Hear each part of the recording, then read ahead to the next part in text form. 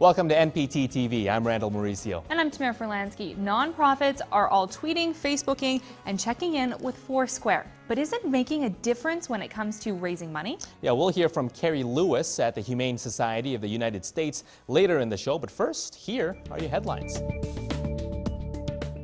Going into orbit. Giving is picking up. And Grassley's at it again. NASA says the nonprofit Center for the Advancement of Science in Space, or CASIS, will develop and manage the U.S. portion of the International Space Station that will operate as a national lab. CASIS will help make sure the station's unique capabilities are available to the broadest possible cross-section of the U.S. scientific, technological, and industrial communities.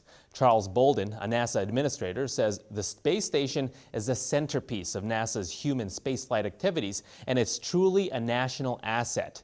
This agreement helps us ensure the station will be available for broad, meaningful, and sustained use. CASIS will be located at the Space Life Sciences Lab near NASA's Kennedy Space Center in Florida. CASIS will identify opportunities for non-NASA uses, linking scientific review and economic value, and will match potential research and development opportunities with funding sources. The organization will also increase awareness among schools and students about using the station as a learning platform. For information about the International Space Station, visit nasa.gov/station. And for details on the space station as a national lab, visit the website below. For the 10th consecutive month, fundraising is on the rise. The latest numbers from Blackbaud show from March to May, overall charitable revenue grew 11.3% compared to 2010, and the trend is based on $2.3 billion in 12 months revenue from 1,383 nonprofits. Organizations of all sizes are experiencing growth for the first time since the onset of the recent recession. Chuck Longfield, Blackbaud's chief scientist and creator of the Blackbaud Index, says fundraising at medium and large organizations grew by 10%, while small organizations, those with less than $1 million in annual fundraising revenue, grew by 17.6%. The new index was up 13% for the 3-month period, reflecting significant post-Haiti growth, while fundraising at arts and culture organizations grew nearly 12%. Human services and environmental groups, however, were still down from their year-earlier results. Iowa Senator Charles E. Grassley, a Republican and minority member of the Senate Judiciary Committee, introduced legislation that'll go after charities that put money in offshore accounts to avoid paying income taxes. Grassley, who has put nonprofits under congressional scrutiny for the past several years, wants to block such charities from getting grants from a federal program that helps prisoners re-enter society.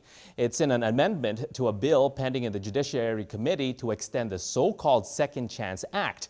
The moves come about a year after committee hearings, which revealed the Boys and Girls Clubs held more than $50 million offshore in the Cayman Islands, British Virgin Islands, and Bermuda. E-learning is becoming more and more accepted in the nonprofit management space. As more organizations look for low-cost training options, Ideaware, a technology nonprofit in Portland, Maine, says the following sites do it particularly well.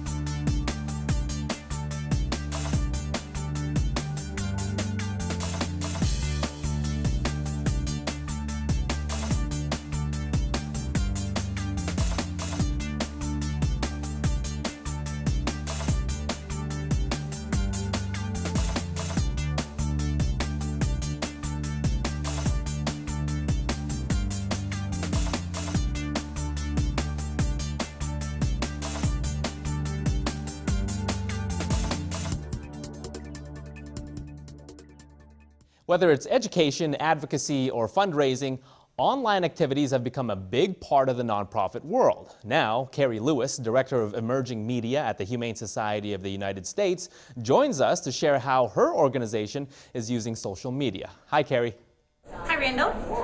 Carrie, tell me about some of the social media efforts of the Humane Society, specifically Twitter.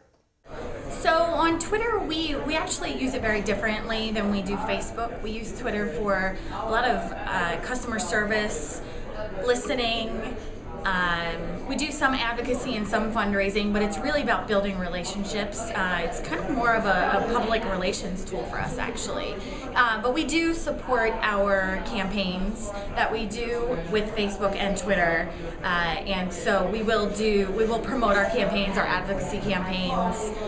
We do different memes. We take advantage of Follow Friday and turn it into Feline Friday, and so we do a lot of that back and forth, retweeting people, send us your photos, things like that. How does HSUS use its Facebook page, and how is it different from Twitter and other social media? So on Facebook, we're much more advocacy and fundraising focused. Everything we do at the Humane Society of the United States in terms of online is tied to advocacy and fundraising, and Facebook falls into that as well. So what we've done is we've spent a lot of time, a couple of years, building a very large community, building relationships, talking back and forth, responding to questions and comments and things like that. And now we're able to actually ask people to take action or donate when we're in need or running a campaign. And so it's much more program focused on Facebook and much more customer service, listening to what people are saying about us and responding on Twitter. People talk a lot about us on Twitter, and they don't realize that we are listening and we're on Twitter and able to help them with customer service issues, or their name on an address label is spelled wrong or something like that. And so we really try to use that to help people and answer their questions. To watch the full interview with Carrie, just click on the banner right below this video player. And we are just days away from unveiling the 14th annual NPT Power and Influence Top 50. Make sure you go to nptimes.com on the morning of August 1st to see which executives made the list. Sounds good. We'll see you next time.